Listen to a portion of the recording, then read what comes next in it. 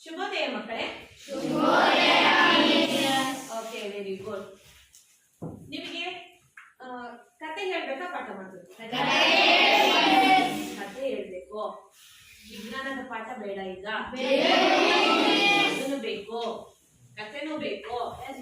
First ಯಾವ್ದು ಬೇಕು? ಕತೆನೋ ಪಾಠನ? First ಕತೆ ಬೇಕು. ಕತೆ ಕೇಳಿ ಆಮೇಲೆ ನಾವು ಪಾಠ ಕೇಳ್ತೀವಿ ಅಂತ ಹೇಳ್ತಾ ಇದ್ದೀವಿ. ಆಯ್ತು, ನಿಮ್ಮಂತಾನೆ ಬರ್ತೀನಿ. ನಿಮಗೊಂದು ಕತೆ ಹೇಳ್ಬಿಟ್ಟು ಆಮೇಲೆ ಪಾಠ ಮಾಡ್ತೀನಿ, ಓಕೆನಾ? ಕತೆ ಯಾವ್ದು ಹೇಳ್ತೀನಪ್ಪ ಅಂದ್ರೆ, ನಿಮ್ ಹಾಗೆನೆ 8ನೇ ತರಗತಿಯಲ್ಲಿ ಓದ್ತಾ ಇರ್ತಕ್ಕಂಥ ಸುಮಾ ಎಂಬ ವಿದ್ಯಾರ್ಥಿನಿಯ ಕಥೆಯನ್ನ ಹೇಳ್ತೀನಿ, ಓಕೆ?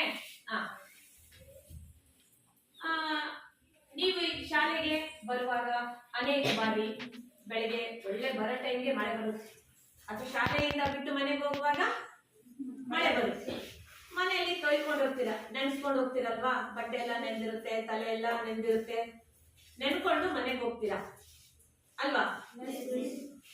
ಸುಮಾರು ಸತಿ ಏನಾಗುತ್ತಪ್ಪ ಅಂದ್ರೆ, ನೀವು ಪದೇ ಪದೇ ಮಳೆಯಲ್ಲಿ ನೆಂದಿರ್ಬೋದಾಗಿರ್ಬೋದು, ಶೀತ ಆಗುತ್ತೆ ಕೆಲವು ಬಾರಿ, ಆಮೇಲೆ ಜ್ವರ ಬರುತ್ತೆ ಅಲ್ವಾ?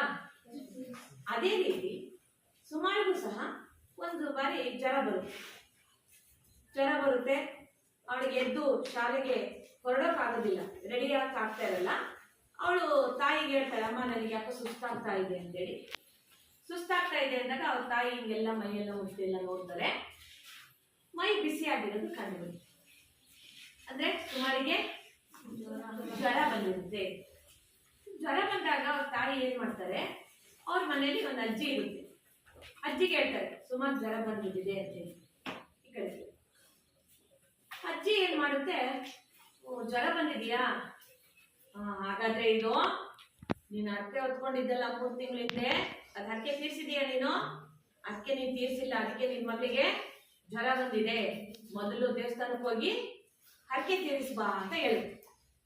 ಸರಿ ಅಂತ ಅವ್ರ ತಾಯಿ ಏನ್ ಮಾಡ್ತಾಳೆ, ಅಜ್ಜಿ ಮತ್ತೆ ಕೇಳ್ಬೇಕಲ್ಲ, ಹೋಗ್ಬಿಟ್ಟು ಹರಕೆ ತೀರಿಸಿ ಬರ್ತಾರೆ. ನಿಮಗೆ ಅನ್ಸ್ತಾ ಇದೆ ಸುಮಗೆ ಏನಾದ್ರು ಜ್ವರ ಕಡಿಮೆ ಆಯ್ತು ಅಂತ? ಇಲ್ಲ, ನಿಮ್ಗೆ ಅನ್ಸಿರುತ್ತೆ ಹರಕೆ ತೀರಿಸಿದ್ರಿಂದ ಏನೋ ಜ್ವರ ಕಡಿಮೆ ಆಗಿರಲ್ಲ ಅಂತ. ಮತ್ತೆ ಅಜ್ಜಿಗೆ ಹೇಳ್ತಾರೆ, ಇಲ್ಲ ಜ್ವರ ಕಡಿಮೆ ಆಗ್ತಾ ಇಲ್ಲ ಅಂದ್ರೆ. ಆಗ ಮತ್ತೆ ಅಜ್ಜಿ ಹೇಳುತ್ತೆ, ಹಾಗಾದ್ರೆ ಇದು ಯಾವ್ದೋ ಭೂತದ ಚೇಷ್ಟೆ ಇರ್ಬೋದು, ಯಾವ್ದೋ ದೆವ್ವದ ಕಾಟ ಇರ್ಬೋದು, ಕೆಟ್ಟ ಗಾಳಿ ಇರ್ಬೋದು ಅಂತ ಏನ್ ಮಾಡುತ್ತೆ, ಅಲ್ಲಿ ಊರಲ್ಲಿ ಮಂತ್ರವಾದಿಗಳಂತ ಇರ್ತಾರಲ್ಲ, ಅವ್ರ ಬಳಿ ಕರ್ಕೊಂಡು ಹೋಗ್ತಾರೆ. ಮಂತ್ರವಾದಿಗಳು ಗೊತ್ತಲ್ಲ ನಿಮ್ಗೆ ಏನ್ ಮಾಡ್ತಾರೆ ಅಂತ? ಭಯಂಕರವಾಗಿರ್ತಾರೆ. ಏನೇನೆಲ್ಲ ಬೂದಿ ಎಲ್ಲ ಹಾಕ್ಬಿಟ್ಟು ಹೂ ಅಂತೆಲ್ಲ ಮಾಡ್ಬಿಟ್ಟು ಅಲ್ವಾ, ಮರ ಎದ್ರಿ ಹೋಗ್ಬಿಡ್ಬೇಕನ್ನೋ ಅನ್ನೋ ರೀತಿಯಲ್ಲಿ ಮಾಡ್ಬಿಟ್ಟು, ಆಯ್ತು ಮಗಳೇ ನೀನಿನ್ನ ಹುಷಾರಾಗ್ತೀಯಾ, ಆರೋಗ್ಯವಂತಲಾಗ್ತೀಯಾ, ನಿನ್ ಮನೆಗೆ ಹೋಗು ಅಂತ ಹೇಳು. ಸರಿ, ತಾಯಿ ಸುಮಂತ ಮನೆಗೆ ಕರ್ಕೊಂಡ್ ಬರ್ತಾಳೆ. ನಿಮ್ಗೆ ಅನಿಸ್ತಾ ಇದೆಯಾ ಜ್ವರ ಹೋಗುತ್ತೆ ಅಂತ? ನಿಮ್ಗೆ ಅನಿಸ್ತಾ ಇದೆ ಜ್ವರ ಹೋಗಲ್ಲ ಅಂತ. ಯಾಕೋ 4-5 ದಿವಸದಿಂದ ಸುಮ ಶಾಲೆಗೆ ಬರ್ತಾ ಇಲ್ಲ ಅನ್ನೋದು ಅವರ ತರಗತಿ ಶಿಕ್ಷಕರು ಗುರ್ತಿಸ್ಬಿಟ್ಟು ಅವಳ ಫ್ರೆಂಡ್ಸಿಗೆ ಕೇಳ್ತಾರೆ, ಯಾಕೆ ಸುಮ ಈ ರೀತಿ ಶಾಲೆಗೆ ಬರ್ತಾ ಇಲ್ಲ ಅಂದಾಗ ಅವ್ರ ಫ್ರೆಂಡ್ಸ್ ಹೇಳ್ತಾರೆ, ಮಿಸ್ ಸುಮಗೆ ಜ್ವರ ಬಂದಿದೆ, ದೇವಸ್ಥಾನ ಕರ್ಕೊಂಡು ಹೋಗಿದ್ರು, ಮಂತ್ರವಾದಿ ಕರ್ಕೊಂಡು ಹೋಗಿದ್ರು, ಅಷ್ಟೇ ಗೊತ್ತು ಮಿಸ್ ನಮಗೆ, ಅದಕ್ಕೆ ಬರ್ತಾ ಇಲ್ಲ ಅಂತ. ಸರಿ, ಟೀಚರ್ಗೆ ಅರ್ಥ ಆಗುತ್ತೆ ಏನಾಗಿರ್ಬೋದು ಅಂತ. ಸುಮಾರು ಮನೆಗೆ ಹೋಗ್ತಾರೆ. ಅಲ್ಲಿ ಪರಿಸ್ಥಿತಿ ನೋಡಿದ್ರೆ ಸುಮ್ಮ ಸುಸ್ತಾಗಿ ಮಲಗಿದ್ದಾಳೆ, ಜ್ವರ ಎಷ್ಟೆಷ್ಟು ಏನೋ ಕಡಿಮೆ ಆಗೇ ಇಲ್ಲ. ಆಗ ಅವ್ರ ತಾಯಿ ಎಲ್ಲ ವಿವರಿಸಿ ಹೇಳ್ತಾರೆ ಏನೇನಾಯ್ತು ಅಂತ. ಆಗ ಅವರು ಶಿಕ್ಷಕರು ತಾಯಿಗೆ ಬೈದ್ಬಿಟ್ಟು, ಜ್ವರ ಬಂದಿರೋ ಮಗುನ ಈ ರೀತಿ ಮನೇಲೆ ಮಲಗಿಸ್ಕೊಂಡಿದ್ದೀರಲ್ಲ, ಮೊದ್ಲು ನೀವೇನ್ ಮಾಡ್ಬೇಕು, ಆಸ್ಪತ್ರೆಗೆ ಕರ್ಕೊಂಡು ಹೋಗ್ಬೇಕು ಅಂತ ಅದಕ್ಕೆ ವ್ಯವಸ್ಥೆ ಮಾಡಿ ಎಲ್ಲಿ ಕಳಿಸೋ ವ್ಯವಸ್ಥೆ ಮಾಡ್ತಾರೆ, ಆಸ್ಪತ್ರೆಗೆ ಕಳಿಸುವಂತಹ ವ್ಯವಸ್ಥೆಯನ್ನ ಮಾಡ್ತಾರೆ. ನೀವು ಜ್ವರ ಬಂದ್ರೆ ಮೇಲೆ ದೇವಸ್ಥಾನಕ್ಕೆ ಹೋಗ್ತೀರಾ? ಮಂತ್ರವಾದಿಗಳ ತರ ಹೋಗ್ತೀರಾ? ನೀವೆಲ್ಲ ಎಲ್ಲಿ ಹೋಗ್ತೀರಾ ಜ್ವರ ಬಂದ್ರೆ? ಆಸ್ಪತ್ರೆಗೆ ಹೋಗ್ಬೇಕು ಅಲ್ವಾ? ಅಲ್ಲಿ ಡಾಕ್ಟರ್ ಸಾಮಾನ್ಯವಾಗಿ ಜ್ವರ ಬಂದಿದೆ ಅಂತ ಡಾಕ್ಟರ್ ಟೆಸ್ಟ್ ಮಾಡಿ ನೋಡಿದಾಗ ಯಾರಿಂದ ಬಂದಿದೆ ಅಂತ ಹೇಳ್ತಾರೆ? ಸೊಳ್ಳೆ ಕಡಿತದಿಂದ ಬಂದಿದೆ ಅಂತ ಹೇಳಿರ್ತಾರೆ. ಅಲ್ಲೇನಪ್ಪ? ಯಾರಿಂದ? ಸೊಳ್ಳೆ ಕಡಿತದಿಂದ. ಅದು ಮುಂದೆ ನಾನು ಹೇಳ್ತೀನಿ. ಸೊಳ್ಳೆ ಕಡಿತದಿಂದ ಜ್ವರ ಬರುತ್ತೆ, ಬಟ್ ಕಡಿದಾಗ ದೇಹದೊಳಗೆ ಏನು ಹೋಗ್ತವೆ, ಜ್ವರಕ್ಕೆ ಏನು ಕಾರಣ ಅನ್ನೋದನ್ನ ನಾವು ತಿಳ್ಕೋಬೇಕು. ನಾವು ಇದನ್ನ ಅನ್ಕೊಂಡಿದ್ದು ಜ್ವರ ಯಾರಿಂದ ಬರುತ್ತೆ, ಸೊಳ್ಳೆಯಿಂದ.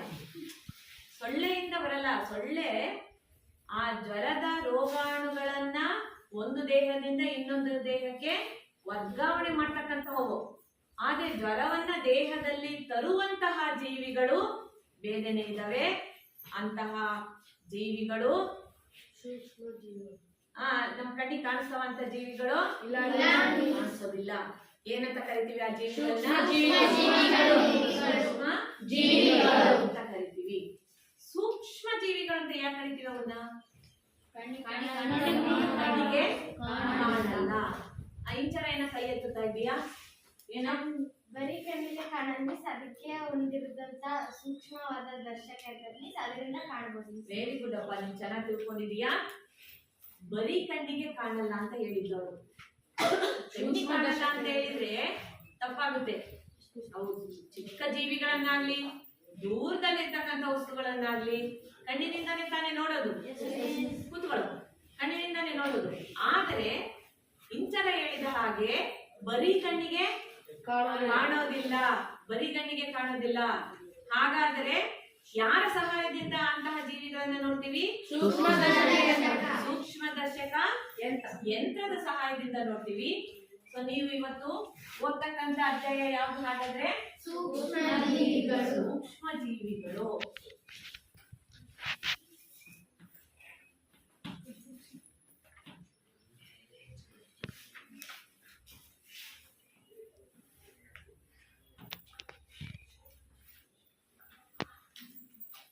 ನೋಡಿ, ನೀವೇ ಹೇಳ್ತಾ ಇದ್ದೀರಾ ಸೂಕ್ಷ್ಮದರ್ಶಕ ಯಂತ್ರದ ಸಹಾಯದಿಂದ ನೋಡ್ತೀವಿ ಅಂತ. ನೋಡಿ ಮಕ್ಕಳೇ, ಆ ಸೂಕ್ಷ್ಮದರ್ಶಕ ಯಂತ್ರ ಇದೆ ನಿಮಗೆ. ಈ ಸೂಕ್ಷ್ಮದರ್ಶಕ ಯಂತ್ರದ ಅಡಿಯಲ್ಲಿ ಆ ಚಿಕ್ಕ ಚಿಕ್ಕ ಜೀವಿಗಳನ್ನ ನಾನು ತೋರಿಸ್ತೀನಿ. ನಂತರ ಮಣ್ಣಿನಲ್ಲಿ, ಆಮೇಲೆ ಶೇಖರಣೆ ಆಗಿರ್ತಕ್ಕಂಥ ನೀರಿನಲ್ಲಿ ಯಾವ ರೀತಿ ಸೂಕ್ಷ್ಮ ಜೀವಿಗಳು ಇರ್ತವೆ, ಅದಕ್ಕೆ ನಾವೇನೇನ್ ಮಾಡ್ಬೇಕು ಅನ್ನೋದನ್ನೆಲ್ಲ ನಾನು ನಂತರ ಹೇಳ್ತೀನಿ. ಸೊ ಈ ಯಂತ್ರ ಯಾವ್ದಿದು? ಸೂಕ್ಷ್ಮದರ್ಶಕ ಯಂತ್ರ. ಇದನ್ನ ಯಾಕೆ ಬಳಸ್ತೀವಿ? ಸೂಕ್ಷ್ಮ ಜೀವಿಗಳನ್ನ ನೋಡೋದಿಕ್ಕೆ ಬಳಸ್ತೀವಿ.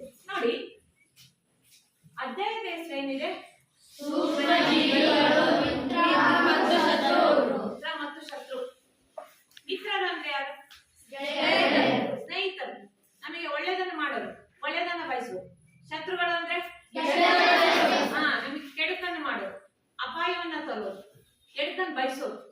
ಅಂದ್ರೆ ಸೂಕ್ಷ್ಮ ಜೀವಿಗಳು ಎರಡೂ ರೀತಿ ನಮಗೆ ಕೆಲಸ ಮಾಡ್ತವೆ. ಕೆಲವರು ಮಿತ್ರರಾಗಿ ಕೆಲಸ ಮಾಡ್ತಾರೆ, ಇನ್ನು ಕೆಲವರು ಶತ್ರುಗಳಾಗಿ ಕೆಲಸ ಮಾಡ್ತಾರೆ. ಈಗ ನೀವೇ ಹೇಳಿದ ಹಾಗೆ ಅವು ಅತ್ಯಂತ ಚಿಕ್ಕ ಜೀವಿಗಳು, ಬರಿಗಣ್ಣಿಗೆ ಕಾಣೋದಿಲ್ಲ. ಸೂಕ್ಷ್ಮದರ್ಶಕ ಯಂತ್ರದ ಸಹಾಯದಿಂದ ನೋಡ್ತೀವಿ. ಅತ್ಯಂತ ಚಿಕ್ಕ ಜೀವಿಗಳು ಅಂದ್ರೆ ಎಷ್ಟು ಚಿಕ್ಕದು? ಎಷ್ಟು ಚಿಕ್ಕದು? ಎಷ್ಟು ಚಿಕ್ಕ ಅಂತ ಹೇಳಕ್ ಇವ್ರು ಯಾರು ತೋರಿಸ್ತದೆ? ಎಷ್ಟು ಚಿಕ್ಕದಪ್ಪ? ಇಷ್ಟ ಚಿಕ್ಕದು. ಎಷ್ಟು ಗೊತ್ತೋ ಹಂಗೆ ಇಷ್ಟು ಕೈಯಲ್ಲಿ ಅವ್ರು ತೋರ್ಸೋಕ್ ಆಗದೇ ಇಲ್ಲ. ಅಷ್ಟು ಚಿಕ್ಕದು, ಬಹಳ ಚಿಕ್ಕದು, ಬಹಳ ಚಿಕ್ಕದು ಅಂದ್ರೆ ಎಷ್ಟು ಚಿಕ್ಕದು ಅಂದ್ರೆ ನಿಮಗೊಂದು ಐಡಿಯಾ ಬರುತ್ತೆ. ಈಗ ಎಷ್ಟು ಚಿಕ್ಕದಿರ್ಬೋದು ಸೂಕ್ಷ್ಮಾಣು ಜೀವಿಗಳು, ಬಹಳ ಚಿಕ್ಕದು ಅಂತ ಹೇಳ್ತಾ ಇದಾರೆ. ಎಷ್ಟು ಚಿಕ್ಕದಿರಬಹುದು ಅನ್ನೋದಕ್ಕೆ ಒಂದು ಇಮ್ಯಾಜಿನೇಷನ್ ಬರುತ್ತೆ. ಏನಪ್ಪಾ ಅನ್ನೋ ಸ್ಕೇಲ್ ಕೊಡಿರಿ, ನಾನು ತೋರಿಸ್ತೀನಿ. ನಿಮ್ಗೆ ಸೆಂಟಿಮೀಟರ್ ಅಳತೆ ಗೊತ್ತಲ್ಲ, ಅದು ಚಿಕ್ಕದೇ ಕೊಡಪ್ಪ ಸ್ಕೇಲು. ಪಾಸ್ ಕೊಟ್ಟಿದ್ದೆ. ಓಕೆ, ಅದಕ್ಕೆ ಏನಾರು ಆಗೋಗ್ಬೇಕಂತ ಇಲ್ಲಿ ನೋಡಿ, 0 ಇಂದ ಇಲ್ಲಿ 1 2 3 ಈ ರೀತಿ ಇರುತ್ತಲ್ವ ಸ್ಕೇಲ್ ಅಲ್ಲಿ. ಇಲ್ಲಿಂದ ಇಲ್ಲಿಗೆ ಏನಂತ ಕರಿತೀರಾ ಅಳತೆನ? 0 to 1 1 ಸೆಂಟಿಮೀಟರ್ ಅಂತ ಹೇಳ್ತೀವಿ. 1 ಸೆಂಟಿಮೀಟರ್ ಅಲ್ವಾ? 1 ಸೆಂಟಿಮೀಟರ್. ಈ 1 ಸೆಂಟಿಮೀಟರ್ ಅನ್ನ ಪುನಃ ಚಿಕ್ಕ ಚಿಕ್ಕ ಚಿಕ್ಕ ಭಾಗಗಳಾಗಿ ವಿಭಜನೆ ಮಾಡಿದಾರಲ್ಲ, ನೋಡಿದಿರಲ್ಲ? ಎಷ್ಟು ಭಾಗಗಳಾಗಿ ವಿಭಜನೆ ಮಾಡಿದ್ದಾರೆ? 10 ಭಾಗಗಳು. ಇಷ್ಟಿಷ್ಟೇ ಇರಲಿಲ್ಲ, 5 ಬಂದಿರುತ್ತೆ ಅಲ್ವಾ? ನೋಡಿ, ಇಷ್ಟೇ. ಈ ಅಲ್ವಾ? ಹಾ, ಈ ಅಳತೆಗೆ ಏನಂತೀರಿ ಇಷ್ಟು? ಹಾ, ವೆರಿ ಗುಡ್. ಏನಂತೀವಪ್ಪ? ಮಿಲಿಮೀಟರ್ ಅಂತ ಕರಿತೀವಿ. 1 ಮಿಲಿಮೀಟರ್. 1 ಮಿಲಿಮೀಟರ್. ನೋಡಿ, ಎಲ್ಲ ಈಗ ಚೆನ್ನಾಗಿ ಕೇಳಿಸ್ಕೋಬೇಕು. ಎಷ್ಟು ಚಿಕ್ಕದನ್ನು ನಮಗೆ ಗೊತ್ತಾಗುತ್ತೆ. ಈ 1 ಮಿಲಿಮೀಟರ್ ಅನ್ನ ಎಷ್ಟನೇ ಸೆಂಟಿಮೀಟರ್ ಅಲ್ಲ, ಮೀಟರ್ ಅಲ್ಲ, ಇಲ್ಲಿ ಇದೆಯಲ್ಲ ಇಷ್ಟು ಭಾಗ 1 ಮಿಲಿಮೀಟರ್. ಈ 1 ಮಿಲಿಮೀಟರ್ ಅನ್ನ 1000 ಭಾಗ ಮಾಡಬೇಕು. 1000 ಭಾಗಗಳಾಗಿ ವಿಭಜನೆ ಮಾಡಿದಾಗ ಎಷ್ಟು ಚಿಕ್ಕ ಚಿಕ್ಕ ಚಿಕ್ಕ ಭಾಗಗಳು ಬರುತ್ತೆ ಅನ್ನೋದನ್ನ ಕಲ್ಪನೆ ಮಾಡ್ಕೊಳಕ್ಕಾಗುತ್ತಾ? ಕಲ್ಪನೆ ಮಾಡ್ಕೊಳಕ್ಕೂ ಆಗೋದಿಲ್ಲ. ನೋಡಿ, ಇಲ್ಲಿ ಇಷ್ಟೇ 1 ಮಿಲಿಮೀಟರ್ನ ಎಷ್ಟು ಭಾಗ ಮಾಡ್ಬೇಕು? 1000 ಭಾಗ. ಅಂದಾಜು ಒಂದು ಜೋಳದ ಕಾಳನ್ನು ಕೊಡ್ರಪ್ಪ. ಆ ಜೋಳದ ಕಾಳನ್ನ ಎಷ್ಟು ಭಾಗ ಮಾಡ್ಬೇಕು? 1000 ಭಾಗ ಮಾಡ್ಬೇಕು. 1000 ಭಾಗ ಮಾಡಿದಾಗ ಬರುವ ಒಂದೊಂದು ಭಾಗಗಳು ಎಷ್ಟು ಚಿಕ್ಕದಿರಬಹುದಲ್ವಾ?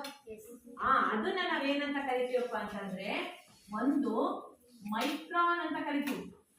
ಮೈಕ್ರಾನ್. ಒಂದು ಮೈಕ್ರಾನ್. ಒಂದು ಮೈಕ್ರಾನ್ ಅಂದ್ರೆ 1 ಮಿಲಿಮೀಟರ್ ಅನ್ನ ಎಷ್ಟು ಭಾಗ ಮಾಡೋದು?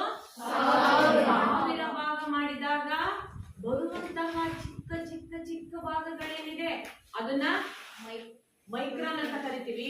ಸೂಕ್ಷ್ಮ ಜೀವಿಗಳನ್ನ ಆ ಮೈಕ್ರಾನ್ ಎಂಬತಕ್ಕಂಥ ಮಾನದಿಂದ ಅಳಿತೀವಿ ಅಂತಂದ್ರೆ ಆ ಸೂಕ್ಷ್ಮ ಜೀವಿಗಳು ಎಷ್ಟು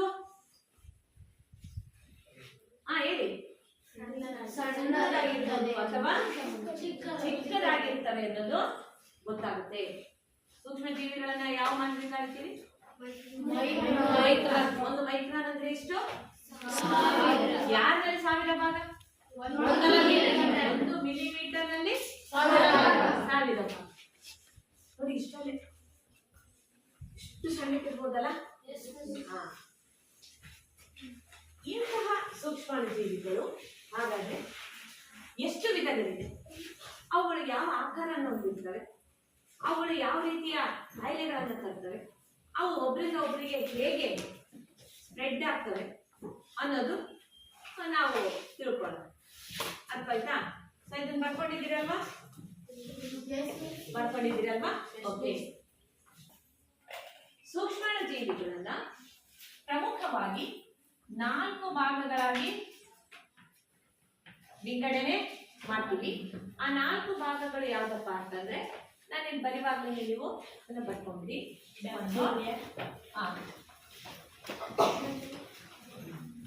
ಬ್ಯಾಕ್ಟೀರಿಯಾಗಳು, ಶಿಲೀಂಧ್ರಗಳು,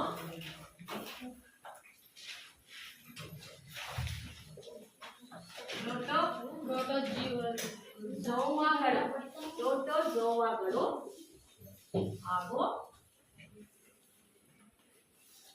ಶೈವಲಗಳು.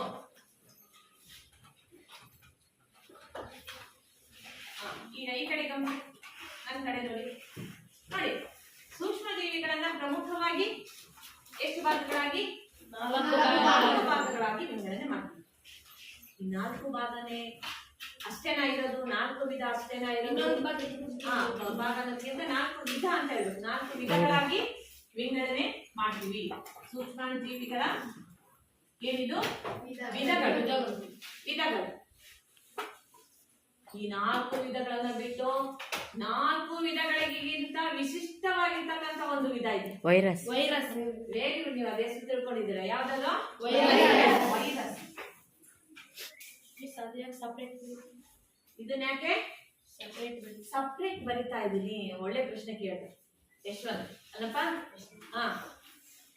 ಸೂಕ್ಷ್ಮ ಜೀವಿನೇ ಯಾಕೆ ಸಪ್ರೇಟ್ ಆಗಿ ಬಂದು ಹೇಳ್ತಾ ಇದ್ದೀನಿ ಅಂದ್ರೆ ಇದಕ್ಕೆ ವಿಶಿಷ್ಟ ಲಕ್ಷಣಗಳಿದೆ.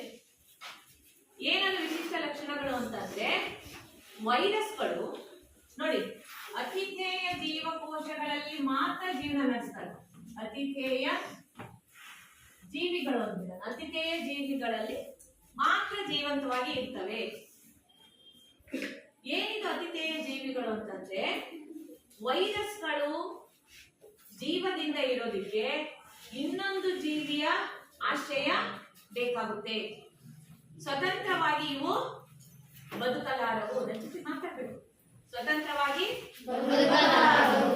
ಬೇರೆ ಜೀವಿಯ ದೇಹದೊಳಗೆ. ಯಾರವರು ಬೇರೆ ಜೀವಿಗಳು ಅಂತಂದ್ರೆ ಆ ಬೇರೆ ಜೀವಿಗಳು ನಾವೆಲ್ಲರೂ ಆಗಿರ್ಬೋದು. ಅರ್ಥ ಆಯ್ತಾ? ನಾವೆಲ್ಲರೂ ಆಗಿರ್ಬೋದು. ನಮ್ಮ ದೇಹದೊಳಗೆ ಅವು ಜೀವನ ಮಾಡ್ತವೆ. ಅಥವಾ ಬೇರೆ ಯಾವುದೇ ಪ್ರಾಣಿಗಳಾಗಿರ್ಬೋದು, ಯಾವುದೇ ಸಸ್ಯಗಳಾಗಿರ್ಬೋದು, ಅಥವಾ ಸೂಕ್ಷ್ಮಾಣು ಜೀವಿಗಳ ವಿಧಾಗಿರ್ತಕ್ಕಂಥ ಬ್ಯಾಕ್ಟೀರಿಯಾ ಆಗಿರ್ಬೋದು. ಈ ರೀತಿ ಬೇರೆ ಜೀವಿಗಳ ಜೀವಕೋಶಗಳಲ್ಲಿ ಅಥವಾ ಜೀವಿಗಳಲ್ಲಿ ವಾಸ ಮಾಡ್ತವೆ. ಆದ್ರಿಂದ ಇವುಗಳನ್ನ ಸಪರೇಟ್ ಬರ್ದಿದ್ದೀನಿ ಅಷ್ಟೇ. ಆಗ ಅದು ಕೂಡ ಸೂಕ್ಷ್ಮಾಣು ಜೀವಿಯ ಒಂದು ವಿಧ. ಹಾಗಾದ್ರೆ ಹೆಂಗಿರ್ತವೆ ಈ ವೈರಸ್ಗಳೆಲ್ಲ, ಬ್ಯಾಕ್ಟೀರಿಯಾ ಹೆಂಗಿರ್ತವೆ? ನೋಡೋಣ ಹೆಂಗಿರ್ತವೆ ಅಂತ. ನೋಡಿ, ವೈರಸ್ಗಳು, ಬ್ಯಾಕ್ಟೀರಿಯಾಗಳು ಯಾವ ರೀತಿ ಇರ್ತವೆ ಅನ್ನೋದನ್ನ ನಾನು ನಿಮಗೆ ತೋರಿಸ್ತೀನಿ.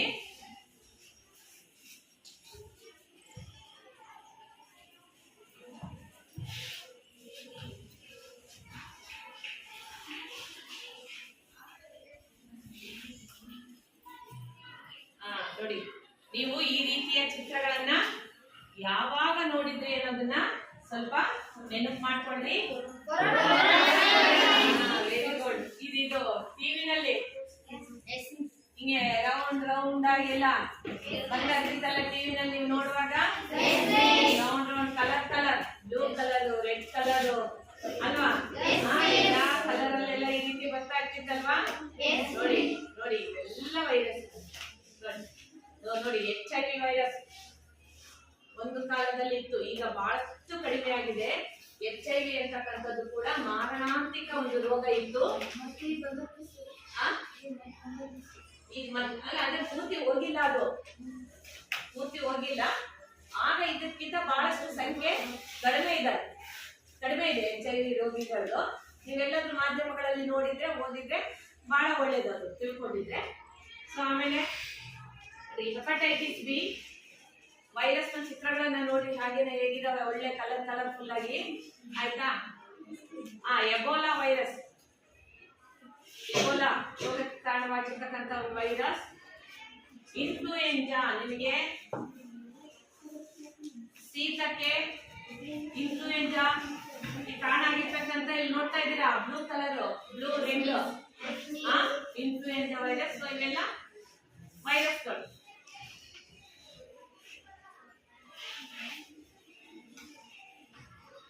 ನೋಡಕ್ಕೆ ಇಷ್ಟು ಕಲರ್ ಆಗಿದ್ದಾರೆ. ಅದೇ ತರ ನಮಗೆ ರೋಗ ತರೋದು ಕೂಡ ಅಷ್ಟೇ ಕಲರ್ ಆಗಿ ರೋಗವನ್ನ ತರ್ತವೆ. ಆದ್ರೆ ನಾವು ತುಂಬಾ ಕೇರ್ ಆಗಿರ್ಬೇಕು. ಯಾವ ರೀತಿ ಅನ್ನೋದನ್ನ ನಾನು ಮುಂದಿನ ತರಗತಿಯಲ್ಲಿ ಹೇಳ್ತೀನಿ. ಅದೇ ರೀತಿ ಬ್ಯಾಕ್ಟೀರಿಯಾದ ಚಿತ್ರ ಇದೆ. ಬ್ಯಾಕ್ಟೀರಿಯಾಗಳು ಇಲ್ಲಿ ನೋಡಿ, ಕಾಣಿಸ್ತಾ ಇದೆ ಎಲ್ಲ ಇದನ್ನು.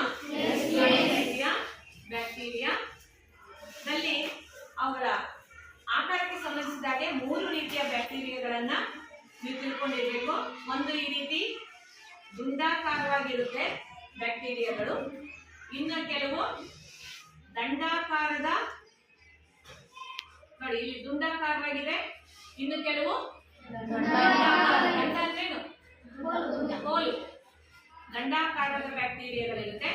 ಇನ್ನು ಕೆಲವು ಈ ರೀತಿ ಸುರುಳಿ ಆಕಾರದ ಬ್ಯಾಕ್ಟೀರಿಯಾಗಳು ಸಹ ಇವೆ. ನೋಡಿ ಎಷ್ಟೆಷ್ಟು ಆಕೃತಿಗಳು ಕಣ್ಣಿಗೆ ಕಾಣಲ್ಲ, ಆದ್ರೆ ಅವುಗಳು ಮತ್ತೆ ಅವುಗಳಲ್ಲಿ ರಚನೆಗಳಲ್ಲಿ ಬೇರೆ ಬೇರೆ ರೀತಿಯಾಗಿರ್ತಕ್ಕಂಥ ರಚನೆಗಳನ್ನ ನಾವು ನೋಡ್ತೀವಿ. ಅದೇ ರೀತಿ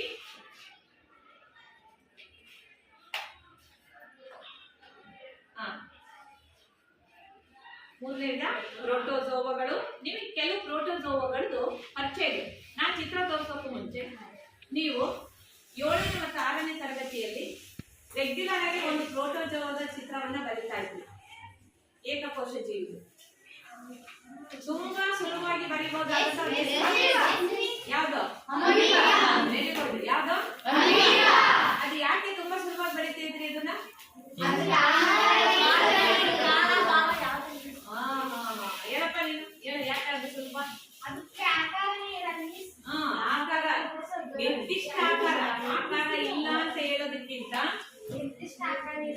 ನಿರ್ದಿಷ್ಟ ಆಕಾರ ಇರೋದಿಲ್ಲ.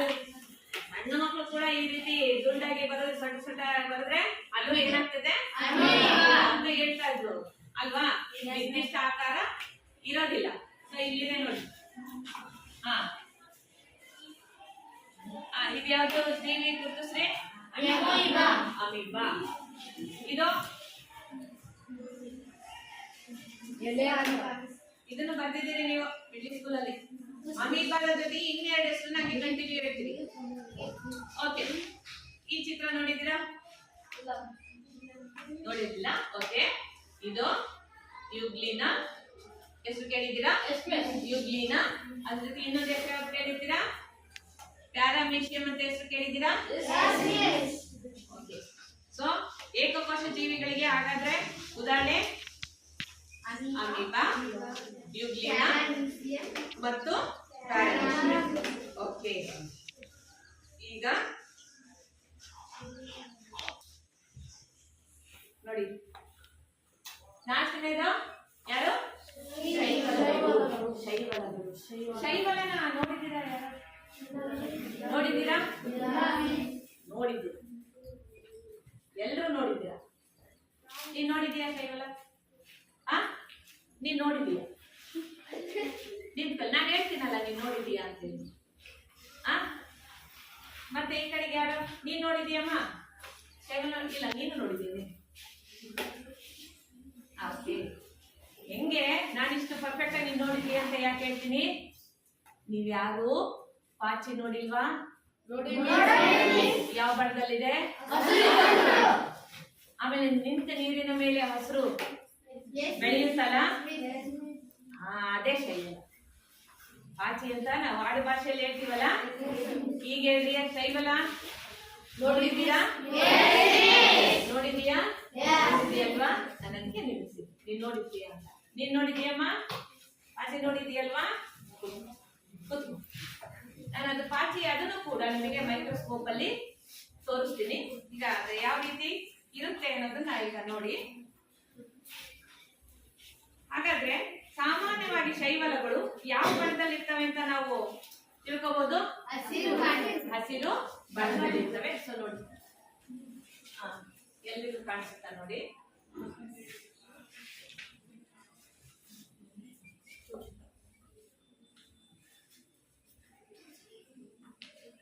ಓಕೆ,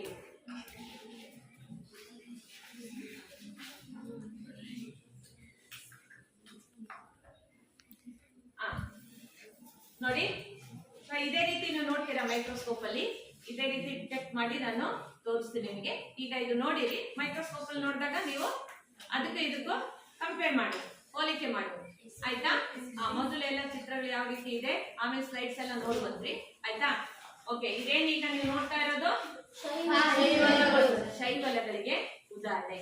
ಸ್ಪೈರೋಗೈರಕ್ಕೆ ಉದಾಹರಣೆ. ಶೈವಲಗಳಲ್ಲಿ ಮತ್ತೆ ಅನೇಕ ಉದಾಹರಣೆಗಳಿದೆ. ಅದರಲ್ಲಿ ಯಾವುದು ಸ್ಪೈರೋಗೈರ ಅಂತಕ್ಕಂಥದ್ದನ್ನ ನೀವು ನೋಡಿದ್ದು. ಅದೇ ರೀತಿ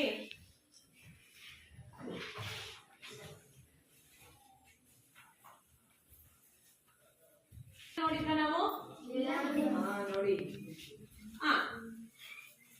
ಶಿಲೀಂಧ್ರ ಅಂದ್ರೆ ಏನಂತ ಗೊತ್ತಾ? ನೀವು ನೋಡಿದ್ದೀರಾ ಶಿಲೀಂಧ್ರನ? ಇಲ್ಲ, ಶಿಲೀಂಧ್ರ ನೋಡಿಲ್ಲ ಅಲ್ಲ? ಯಾಕಂದ್ರೆ ಶಿಲೀಂಧ್ರ ನೋಡಿ ಏನಪ್ಪ? ಇಲ್ಲ, ನೀನ್ ನೋಡಿದೀಯಾ? ನೋಡಿದೀಯಾ? ಎಲ್ಲಿ ನೋಡಿದೀಯಾ? ಅದು ಬಹಳ ದಿನ ಬ್ರೆಡ್ ಇರ್ತಾರಲ್ಲಿ ಸಣ್ಣ ಸಣ್ಣವಾಗಿ ಶಿಲೀಂಧ್ರಗಳು ಬೆಳಿತಾವೆ. Very good. ಬಹಳ ದಿನ ಬ್ರೆಡ್ ಇಟ್ಟಿದ್ದಷ್ಟೇ ಅಲ್ಲ, ಸಾಂಬಾರು ಅನ್ನ ನೋಡ್ಲಿದ್ದಾಗ ಹೇಗೆ ಮುಚ್ಚಿಟ್ಬಿಟ್ಟಿದ್ರೆ ತೇವಾಂಶ ಇರೋದು. ನೀವ್ ಏನಂತೀರಾ ಅದಕ್ಕೆ? ಕಾಮನ್ ಆಗಿ ಏನಂತೀರಾ? ಏನೋ ಬೂಸ್ಟ್ ಬಂದಿದೆ ಅಂತ ಹೇಳ್ತಿರಲ್ಲಪ್ಪ, ಬೂಸ್ಟ್ ಬಂದಿದೆ ಅಂತ ಹೇಳ್ತಿರಲ್ಲ, ಆ ಬೂಸ್ಟ್ ಏನದು? ಶಿಲೀಂಧ್ರಗಳು, ಬೂಸ್ಟ್ ಶಿಲೀಂಧ್ರಗಳು.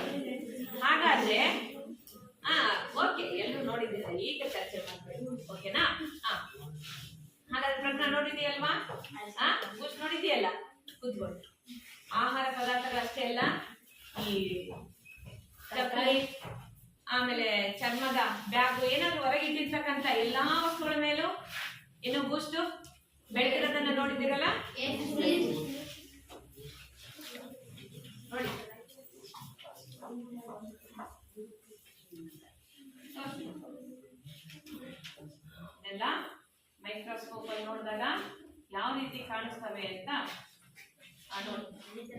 ಶಿಲೀಂಧ್ರಗಳು. ನೀವು ಈ ರೀತಿ ಮೇಲೆ ತಲೆಯ ಭಾಗ ಅಬ್ಸರ್ವ್ ಮಾಡಿ ನೋಡಿದ್ರೆ ತಲೆಯ ಭಾಗ ಕಾಣುತ್ತೆ ನೋಡಿ. ಈ ರೀತಿ ಬೂಸ್ಟ್ ಹಿಡಿದಿರುತ್ತಲ್ಲ ಅದ್ರದ್ದು ಏನೋ ಮೈಕ್ರೋಸ್ಕೋಪ್ ಅಲ್ಲಿ ನೋಡಿದಾಗ ಸೂಕ್ಷ್ಮದರ್ಶಕ ಯಂತ್ರದಲ್ಲಿ ವರ್ಧಿಸಿದ ಭಾಗವನ್ನು ನೋಡಿದಾಗ ಈ ರೀತಿ ಕಾಣಿಸ್ತದೆ ಶಿಲೀಂಧ್ರಗಳು. ಇಲ್ಲೂ ನೋಡಿ ಎಷ್ಟು ಬಗೆಯ ಶಿಲೀಂಧ್ರಗಳಿದೆ. ನೀವು ನೋಡಿರ್ತೀರ, ಕೆಲವೆಲ್ಲ ಬೂದಿ ತರ ಇರುತ್ತೆ, ಕೆಲವು ನಾರ್ ತರ ಮೇಲೆ ಬೆಳ್ಕೊಂಡಿರುತ್ತೆ ಅಲ್ವಾ. ಆಮೇಲೆ ಏನಂತಂದ್ರೆ ಮೇಲಷ್ಟೇ ಇದೆ ಅಂತ ಅನ್ಕೊಂಡಿರ್ತೀರಿ, ಪದಾರ್ಥದ ಕೆಳಗೆಲ್ಲ ಬೆಳ್ಕೊಂಡ್ಬಿಟ್ಟಿರುತ್ತೆ ಅಲ್ವಾ.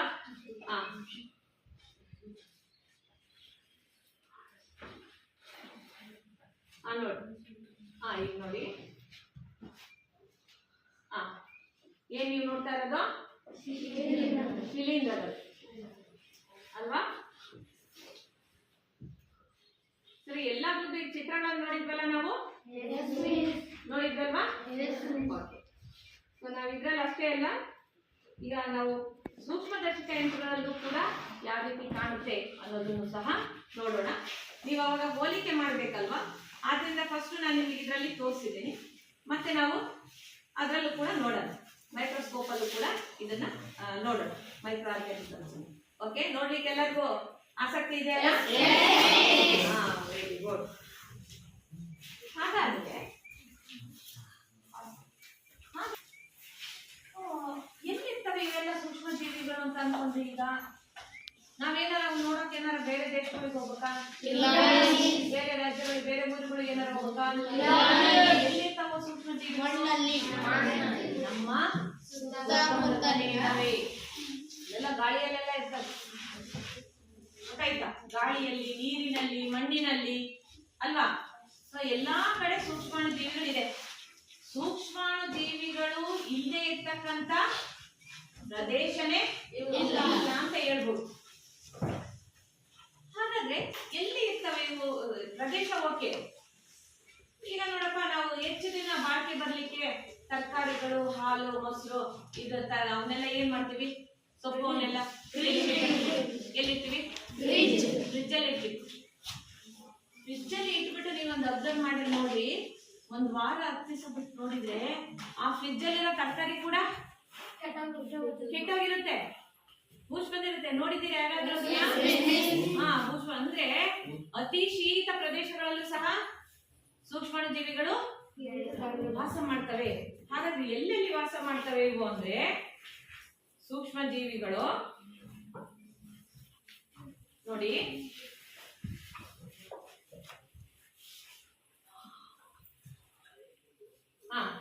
ಎಲ್ಲಿ? ಅತಿ ಶೀತ ಪ್ರದೇಶ,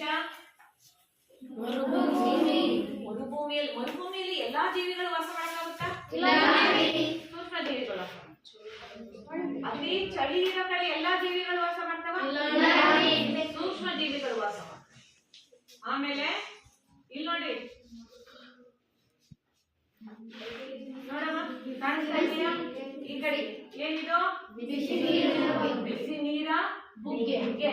ನೀರು ಹಬೆ ಬರ್ತಾ ಇರ್ತಲ್ಲ, ಬಿಸಿ ನೀರಿನ ಬುಗ್ಗೆಗಳು. ಇಲ್ಲಿ ಜೀವಿಗಳು ವಾಸ ಮಾಡ್ತಾವಂತ? ಯಾಕಿರ್ತಾರೆ? ಸೂಕ್ಷ್ಮ ಜೀವಿಗಳು ಇರ್ತಾರೆ ನೋಡಿ. ಆಮೇಲೆ ಜೌಗು ಪ್ರದೇಶ ನೋಡಿ, ಜೌಗು ಪ್ರದೇಶಗಳು. ಈ ಜೌಗು ಪ್ರದೇಶಗಳಲ್ಲೂ ಸಹ ಸೂಕ್ಷ್ಮ ಜೀವಿಗಳು ವಾಸ ಮಾಡ್ತವೆ. ಅಂದ್ರೆ ಕಣ್ಣಿಗೆ ಕಾಣೋದಿಲ್ಲ, ಅವು ನೋಡೋದಿಕ್ಕೆ ಸೂಕ್ಷ್ಮದರ್ಶಕ ಯಂತ್ರವನ್ನ ಬಳಸಬೇಕು. ಹಿಂಗ್ ಕಣ್ಣಿಗೆ ಕಾಣದೇ ಇರ್ತಕ್ಕಂಥ ಜೀವಿಗಳು ಈ ಎಲ್ಲಾ ಕಡೆ ಬೇರೆ ಜೀವಿಗಳು ವಾಸ ಮಾಡಕ್ ಆಗದೆ ಇರುವಂತ ಪ್ರದೇಶಗಳಲ್ಲೂ ಸಹ ವಾಸ ಮಾಡ್ತವೆ. ಅಂದ್ರೆ ಅವು ಎಷ್ಟು ಗಟ್ಟಿ ಇರಬೇಕು ಅವುಗಳ ವಿರುದ್ಧ ಹೋರಾಡ್ತಕ್ಕಂಥ. ಸೊ ನಾವಿವತ್ತು ಸೂಕ್ಷ್ಮ ಜೀವಿಗಳ ಬಗ್ಗೆ ಅನೇಕ ವಿಚಾರಗಳು, ಅಂದ್ರೆ ಸೂಕ್ಷ್ಮ ಜೀವಿಗಳ ವಿಧಗಳು ತಿಳ್ಕೊಂಡು ಅವು ಯಾವ ರೀತಿ ಇರ್ತವೆ ಅಂತ ನಮಗೆ ಕಲ್ಪನೆ ಬೇಕಲ್ವಾ. ಅದಕ್ಕೆ ಕೆಲವು ಚಿತ್ರಗಳನ್ನ ನೋಡಿದೀವಿ. ಮತ್ತೆ ಸೂಕ್ಷ್ಮ ಜೀವಿಗಳು ಎಲ್ಲೆಲ್ಲೆಲ್ಲ ವಾಸ ಮಾಡ್ತಕ್ಕಂಥ ಸ್ಟ್ರೆಂತ್ ಇದೆ ಅವಕ್ಕೆ ಅನ್ನೋದು ತಿಳ್ಕೊಂಡಿದ್ದೀರಲ್ವಾ. ಹಾಗಾದ್ರೆ ನೀವು ಎಷ್ಟು ತಿಳ್ಕೊಂಡಿದ್ದೀರಾ ಅನ್ನೋದನ್ನ ನೋಡೋಣಲ್ಲ. ಈಗ ಕೈ ಎತ್ತಬೇಕು. ನಾನು ಪ್ರಶ್ನೆ ಕೇಳ್ತೀನಿ, ಯಾರು ಗೊತ್ತಿದೆ ಅವರು ಕೈ ಎತ್ತಬೇಕು. ಓಕೆನಾ?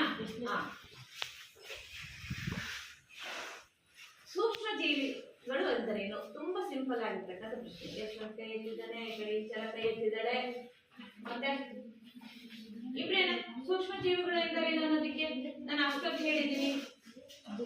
ಹೇಳಪ್ಪ ಯಶವಂತಿನ. ಸೂಕ್ಷ್ಮ ಜೀವಿ ಎಂದರೆ ಬರೀ ಕಣ್ಣಿನಿಂದ ನೋಡಲಿಕ್ಕೆ ಸಾಧ್ಯವಿಲ್ಲ. ಬರೀ ಕಣ್ಣಿಗೆ ನೋಡೋಕೆ ಸಾಧ್ಯವಿಲ್ಲದ ಜೀವಿಗಳು. ಈಗ ಬೇರೆ ಹೇಳ್ಬೋದಲ್ವಾ? ಯಾರ್ಯಾರು ಹೇಳಪ್ಪ. ಸೂಕ್ಷ್ಮ ಜೀವಿಗಳೆಂದರೆ ಬರೀ ಕಣ್ಣಿನಿಂದ ನೋಡಲು ಸಾಧ್ಯವಿಲ್ಲ. ಓಕೆ, ಆಯ್ತು. ನಾನು ಬೇರೆ ಕ್ವಶನ್ ಕೇಳಿ. ಹಾಗಾದ್ರೆ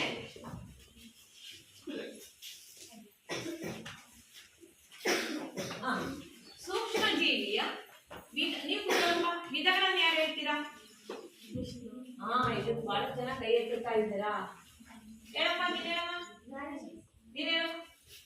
ಬ್ಯಾಕ್ಟೀರಿಯಾಗಳು, ಶಿಲೀಂಧ್ರಗಳು,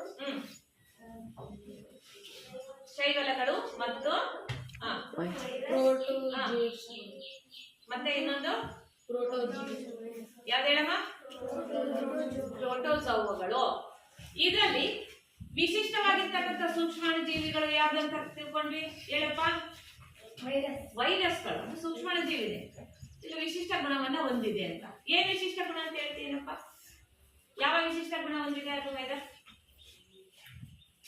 ಕೂತ್ಕೊಳ್ಳಪ್ಪ, ನೀನ್ ಹೇಳಪ್ಪ. ಅತಿಥೇಯ ಜೀವಕೋಶದಲ್ಲಿ ಮಾತ್ರ ಅದು ಜೀವನ ಮಾಡುತ್ತೆ, ಜೀವದಿಂದ ಇರುತ್ತೆ ಅಂತ ತಿಳ್ಕೊಂಡಿದ್ವಲ್ವಾ? ಓಕೆ, ಕೂತ್ಕೊಳ್ಳಮ್ಮ. ಸೂಕ್ಷ್ಮ ಜೀವಿಗಳನ್ನ ಅಳೆಯಲಿಕ್ಕೆ ಯಾವ ಮಾನವನ್ನ ಬಳಸ್ತೀವಿ? ಯಾವ ಮಾನದಿಂದ? ಏನ್ ಹೇಳಪ್ಪ, ಇಂಚರ ಹೇಳಪ್ಪ. ಸೂಕ್ಷ್ಮ ದರ್ಶಕ ನೋಡೋದಿಕ್ಕೆ, ಅಳೆಯೋದಿಕ್ಕೆ ಅಳೆಯುವ ಮಾನ ಹೇಳಪ್ಪ. ಮೈಕ್ರಾನ್ ಎಂತಕ್ಕಂಥ ಮಾನವನ್ನ ಉಪಯೋಗ ಮಾಡ್ತೀವಿ ಅಂತ. ಯಾಕಂದ್ರೆ ಅವು ಅತ್ಯಂತ ಚಿಕ್ಕವು ಅನ್ನೋದನ್ನ ಓದಿದ್ದೀರಾ ಅಲ್ವಾ? ಓಕೆ, ಹಾಗಾದ್ರೆ ಇದಕ್ಕೀಗ ನಿಮಗೆ ಪ್ರಶ್ನೆ ಕೊಟ್ರೆ ಮನೇಲಿ ಬರ್ಕೊಂಡ್ ಬರ್ತೀರಲ್ವಾ? ಹೋಮ್ವರ್ಕ್ ಮಾಡ್ತೀರಲ್ವಾ? ಮೊದಲನೇ ಪ್ರಶ್ನೆ ನೀವೇ ಹೇಳಿ, ಅದೇ ಕೊಡ್ತೀನಿ. ಸೂಕ್ಷ್ಮ ಜೀವಿ ಹೇಳಿ. ಸೂಕ್ಷ್ಮ ಜೀವಿ ಎಂದರೇನು? ನಾನು ನಿಮ್ಗೆ ಯಾವ್ದು ಅದೇ ಕೊಡ್ತೀನಿ. ಸೂಕ್ಷ್ಮ ಜೀವಿಗಳು ಎಂದರೇನು? ಮತ್ತೆ ಫಾಸ್ಟ್ ಆಗಿ ಸೂಕ್ಷ್ಮ ಜೀವಿಗಳು ಎಂದರೇನು? ಈ ಕಡೆ ಎರಡನೇ ಪ್ರಶ್ನೆ ಹೇಳಿ. ಬ್ಯಾಕ್ಟೀರಿಯಾ ಎಂದರೇನು ಅಂತ ಕ್ವಶನ್ ಮಾಡಿ. Okay, very good. ಬ್ಯಾಕ್ಟೀರಿಯಾ ಉದಾಹರಣೆ. ಅಥವಾ ಸೂಕ್ಷ್ಮ ಜೀವಿಗಳ ವಿಧಗಳು ಕೇಳ್ಬೋದಲ್ವಾ? ಸೂಕ್ಷ್ಮ ಜೀವಿಗಳ ವಿಧಗಳು ಎಷ್ಟು? ಅವು ಯಾವುವು? ಓಕೆ, ಒಂದನೇ ಪ್ರಶ್ನೆ ಸೂಕ್ಷ್ಮ ಜೀವಿಗಳು ಎಂದರೇನು ಅಂತ ಬರ್ಕೊಂಡ್ರಿ. ಎರಡನೇ ಪ್ರಶ್ನೆ ಸೂಕ್ಷ್ಮ ಜೀವಿಗಳ ವಿಧಗಳು ಯಾವುವು ಅಂತ ಬರ್ಕೊಂಡ್ರಿ. ಮೂರನೇ ಪ್ರಶ್ನೆ ಸೂಕ್ಷ್ಮ ಜೀವಿಗಳು ಎಲ್ಲಿ ವಾಸಿಸುತ್ತವೆ? ಈಗ ಕೊನೆಗೆ ಹೇಳಿದ್ನಲ್ಲ ನಾನು, ಸೂಕ್ಷ್ಮ ಜೀವಿಗಳು ಎಲ್ಲಿ ವಾಸಿಸುತ್ತವೆ? ಮೂರನೇದು ಸೂಕ್ಷ್ಮ ಜೀವಿಗಳು ಎಲ್ಲಿ ವಾಸಿಸುತ್ತವೆ?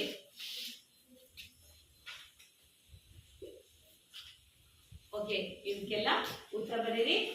ನೀವು ಮುಂದಿನ ತರಗತಿಯಲ್ಲಿ ನಾವೇನ್ ಮಾಡೋಣ? ಸೂಕ್ಷ್ಮದರ್ಶಕ ಯಂತ್ರಗಳಲ್ಲಿ ಆ ಸೂಕ್ಷ್ಮ ಜೀವಿಗಳನ್ನ ನೋಡ್ತಕ್ಕಂಥದ್ದನ್ನು ಮಾಡೋಣ. ಚೆನ್ನಾಗಿ ಎಲ್ರು ಪಾಠ ಕೇಳಿದ್ರಿ, ಹೋಮ್ವರ್ಕ್ ಮಾಡ್ರಿ. ಎಲ್ರಿಗೂ ಒಳ್ಳೇದಾಗ್ಲಿ. ಧನ್ಯವಾದ.